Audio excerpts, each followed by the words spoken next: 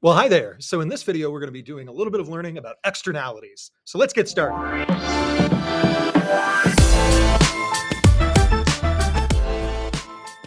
Okay, so the first section here just defines what an externality is. I already told you it's a transaction where a third party is affected.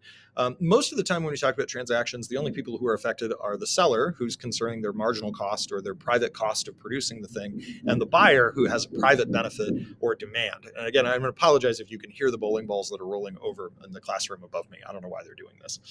Now, most transactions, you only have supply and demand, but externality transactions involve a separate animal.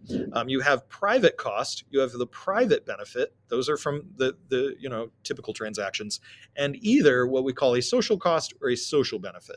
In other words, there's an extra benefit that other people are getting, or there's an extra cost that other people are incurring as a result of the transaction.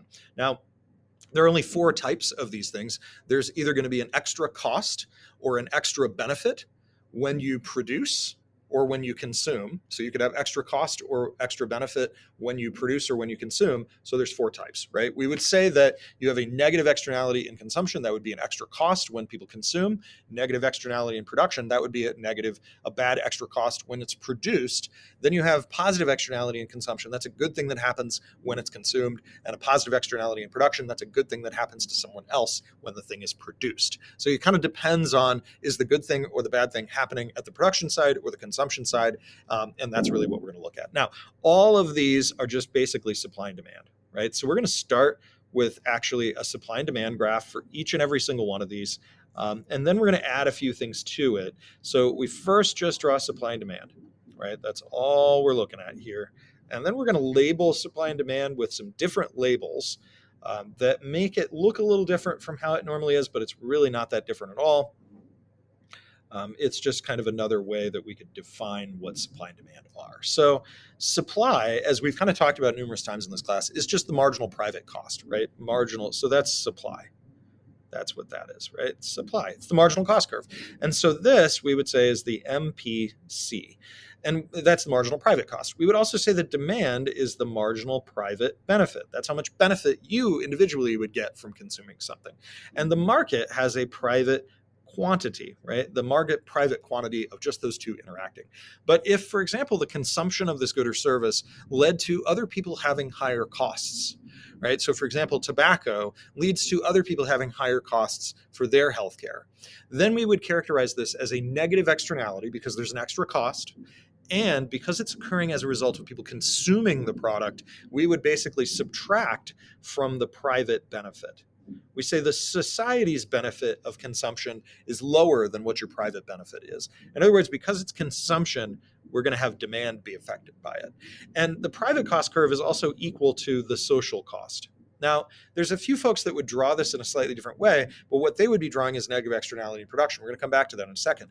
A way to think about this is that there's this external benefit that's a negative value, negative external benefit. And it's shifting down the private benefit curve by that amount. So if, for example, everybody in society, it costs them $2 on average when you buy a pack of cigarettes, then it would be like -2, right? So if it were $2, if the cost were $2, we would say that curve kind of shifts down by 2.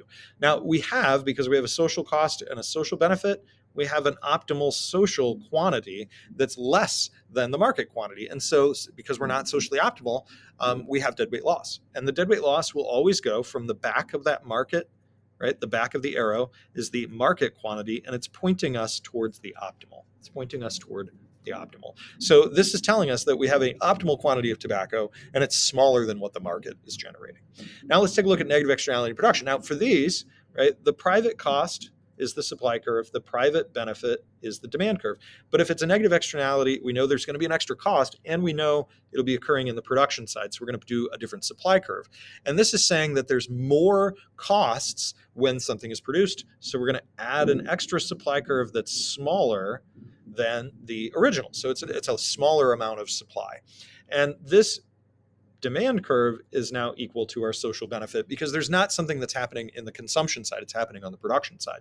And so we would identify a market quantity and we identify a socially optimal quantity. And you can still see the socially optimal quantity, just like the negative externality consumption, the socially optimal quantity is less. Because, say, with beef production, when you produce beef, the cows fart and they produce an enormous amount of methane, right? And that methane is contributing to global warming. So every single time you buy beef, or rather every single time beef is produced, because it's really not happening when you consume it, unless you fart, but that's a whole separate issue. But when the beef is produced, the cows fart, and that contributes to the problem. And so we would say that the socially optimal quantity of beef is smaller than the market quantity of beef for that reason, right? That the cows are farting too much.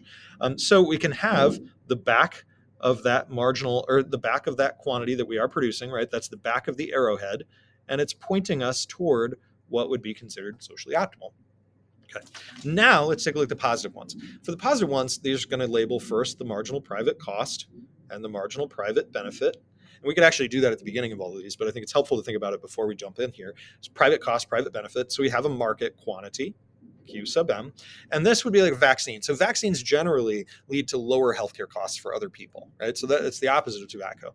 So in other words, there's a greater social benefit than what your private benefit is, right? And maybe a way to think about that would be is that if you get a vaccine for something, you have a reduced likelihood of getting sick. And when you do, there's a lower likelihood that it's going to be really severe. So it's good for you. You have private benefit. But society has extra benefit on top of that, right? That external amount is kind of pushing it amount. So this is the external benefit is positive. And I should have probably gone through this process with the negative externality as well. And so over here, right, this is the amount, the added cost to society. Added cost to society. And maybe a way to think about these, social cost versus private cost, or social benefit versus private benefit, is that this social benefit and social cost includes the private benefit and the private cost. It's just got something added on top of it. So it also includes the private benefit or the private cost, but it's just saying there's something else going on here too, and the vertical distance between the two is something else. The supply curve is equal to the social cost curve. There isn't any external cost in that one. So our socially optimal quantity of vaccines is larger than our market production amount. And so we have deadweight loss, right? It goes from the back of that market quantity pointing toward the socially optimal outcome. Now, with a positive externality in production, if you produce honey, that leads to more pollinators in the area, and that's good for everybody. So we would say MPC is our supply curve, demand curve is our MPB, and there's going to be a smaller supply curve, or it's actually a larger amount of supply, and that's our social cost. And it's really kind of saying that there was negative extra cost. And so maybe it reduces everybody else's costs of living by $1 every time you produce a gallon of honey or something, right? And so then that shifts this curve down by $1. You do have a market quantity. That's where MPB and MPC are. And then this demand curve is the social benefit curve as well. So these are all three the same, and that leads us to our socially optimal. That's going to cause our deadweight loss. So again, the fact that we are not producing at the socially optimal for each of these yields deadweight loss. It kind of is pointing you that either you want more or you want less of the transact. Holy smokes, that was a big bowling ball. It's kind of pointing you toward that. Now, easy solutions, 2 quick easy solutions, then we'll be done with this lecture. Is that one sounded like it was coming through the ceiling. One easy solution that was discovered more than 100 years ago to this is you just put a per unit tax or a per unit subsidy on these particular goods and services. So in other words, I would want to internalize the externality and make these people kind of reflect it in the overall market price. One way that I could do that with negative externality is by taxing it with a per unit tax, right? So per unit tax. And if I had a per unit tax in the amount of this added cost, it would shift the supply curve up to the MSC and we would just produce QS. The same is true here, a per unit tax paid on the consumers, right? And this would be a per unit tax on the suppliers. So we don't normally distinguish between per unit taxes on the supply or the demand side. But for example, if I made the consumers pay it, it's going to reduce the demand by the amount. So if I got it exactly as say $2, then I shift that demand curve down and then we consume the socially optimal quantity of tobacco. This is also true for positive externalities. We would just use a per unit subsidy. for both of these, obviously in the amount of the external benefit or the negative external cost. So it's the simplest way to internalize the externality. It does require government, right? Now in the 1960s, a economist named Coase came up with a non-government solution to this problem where the government isn't taxing and subsidizing, right? And this is called the Coase theorem. And the Coase theorem says that in very limited circumstances, when you have an externality that doesn't affect very many people, so that's one assumption, and two, that it's very clear who has property rights, right? Who has the right to do something, and you have kind of a clear property rights, then you can allow all of those parties to negotiate with each other, and they can actually create the optimal outcome without any government intervention at all. I'll give you an example where this would be true. Let's say that I have the right to raise chickens next door to you, right? And I love chickens, and the value that I assign to chickens in my head is, say, $5,000 a year, that I really love chickens, right? I want to raise them in my backyard. And I have the right to raise the chickens in my backyard. That's what the city says, right? And I'm your neighbor. Now, the socially optimal quantity does not reflect the fact that chickens are noisy and they stink and they're making my neighbor's life worse. So the fact that I had a transaction where I bought the chickens, right? And I went and I started actually kind of raising them in my backyard. That didn't include the extra cost that was borne by my neighbor, who was like, ah, man, I hate chickens. And so what my neighbor could do is my neighbor could, if they really hate chickens, right? And remember, I enjoyed the chickens to the tune of $5,000. That's how much life satisfaction they bring me. Well, if my neighbor looks over at me and says, how much are those chickens really worth to you, bro? And I go, bro, those chickens are worth $5,000 to me. Well, if my neighbor thinks about it and says, oh man, my quality of life has decreased by $7,000, well, then he should pay me $5,000, right? Because if he does that, he covers all of my enjoyment of the chickens. And so I still get my enjoyment. And his benefit is no longer negative 7,000. It's only negative 2, right? Because in the sense that he's paid me in that sense to not raise the chickens.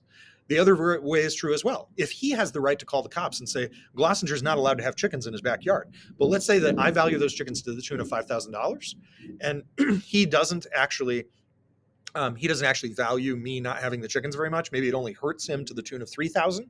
Then he could actually come to me and say, listen, Gloss, I could call the cops on you for grazing the chickens because you're harming my property values to the tune of $3,000.